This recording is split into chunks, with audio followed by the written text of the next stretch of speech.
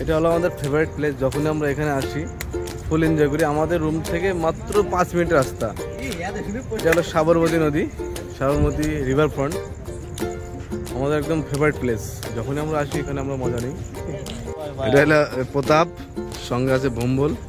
দুজনের ড্রেস একই, মানে দুজনের মানে ছোটবেলাকার বন্ধুরা, ছোটবেলাকার ন্যাংটা কালের বন্ধুরা।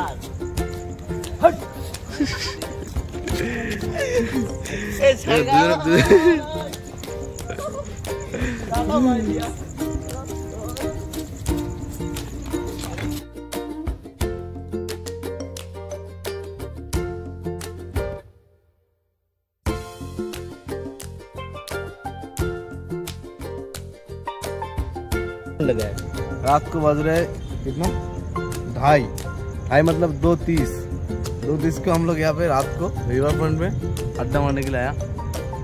ये मेरे साथ बॉम्बल है, फ्री फायर का प्रो प्लेयर ना। और ये माथा करो ना।